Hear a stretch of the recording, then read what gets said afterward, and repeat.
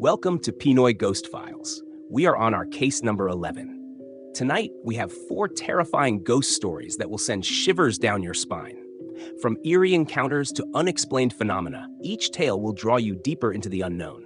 So sit back, relax, and prepare for a chilling ride through the supernatural. Let's dive in. These stories were submitted last, January 23, 2015. Story number 1, title, White Lady. I'm not from UST. I just want to share my brother's horror story. It happened in our province. My brother is quite the wanderer. He and his friends usually go out at night and come home around 3 or 4 a.m. Our area is quite dense with trees, dark, and has huge belede trees. One night, he went out again. Even though he was alone, he wasn't afraid of the dark, as he had a third eye and was used to seeing things.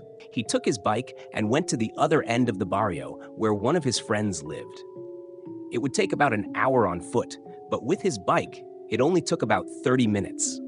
When he was heading back, it was early morning, and the road was not paved, with uphill and downhill parts.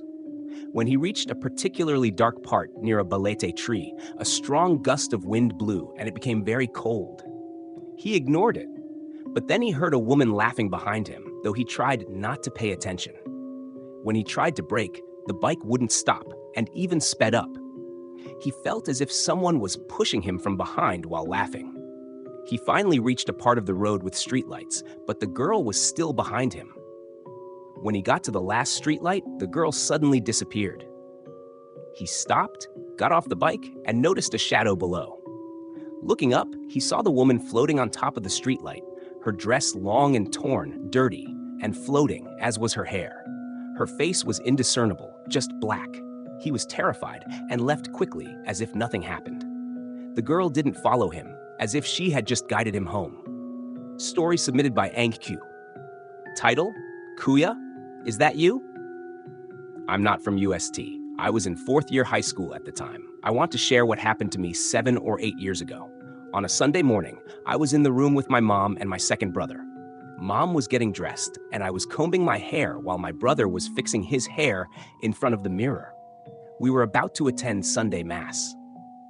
When I finished, I went out of the room and saw my older brother sitting on the sofa, looking in the mirror while holding his nose. He was probably trying to straighten it or clean his whiteheads.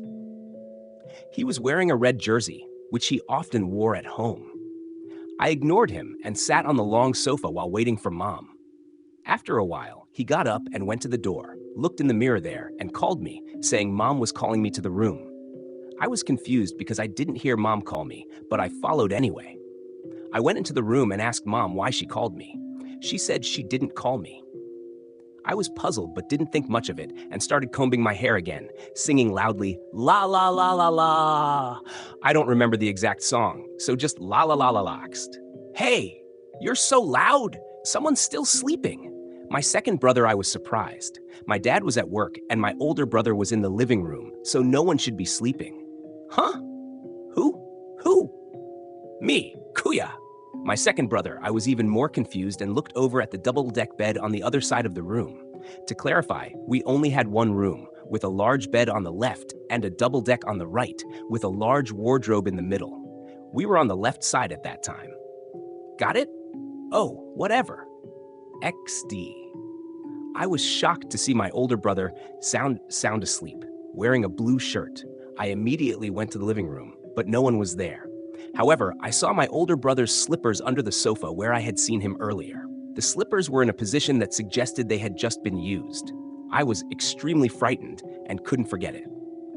And it doesn't end there. 5 years later, I was in high school and my older brother had a job as a seaman.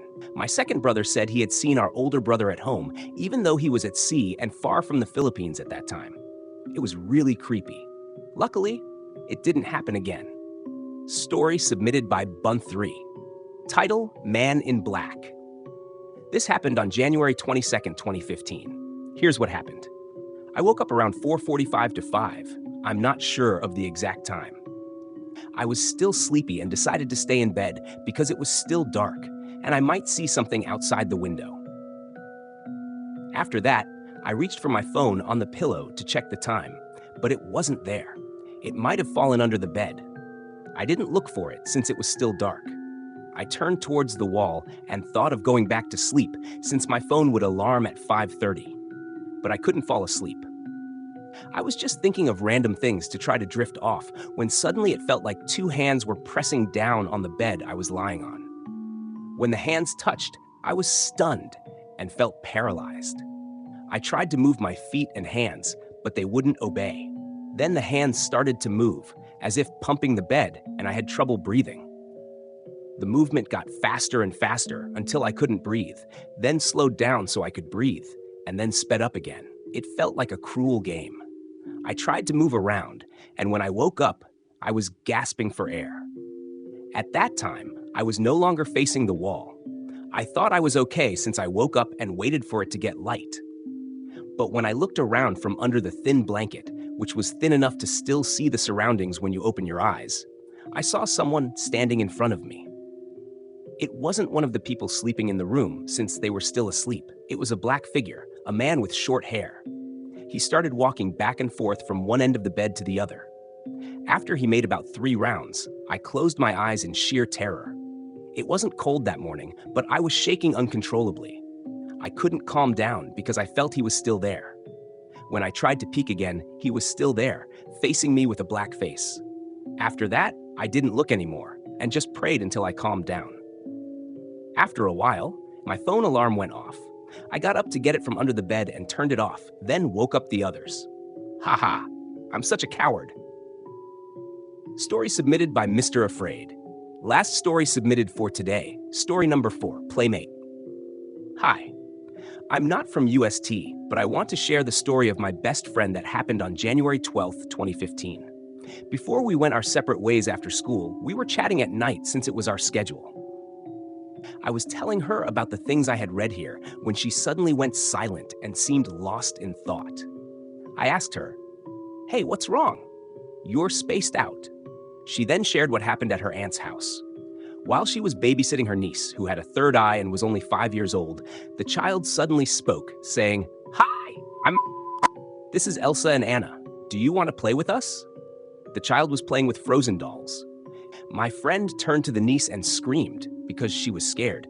"What are you doing? Why are you reaching out your hand?" The child replied, "I'm playing with her, Tita," and pointed in front of her. In her panic, my friend ran outside and called her aunt to tell her what happened. When her aunt came home, they asked the child who she was playing with. The child said, "Elsa, Anna, and a little girl. She was just here earlier." They asked the child's parents, but the child said, "Oh, she's gone now. I'll introduce her to you next time." Story submitted by Frozen. Thanks for joining us on this chilling journey through the unknown. If you enjoyed these ghostly tales, don't forget to like, subscribe, and hit the notification bell to never miss a new story. Have a paranormal experience of your own? Share it with us in the comments or send us a message. We might just feature it in our next episode. Until next time, stay safe and beware of what lurks in the shadows.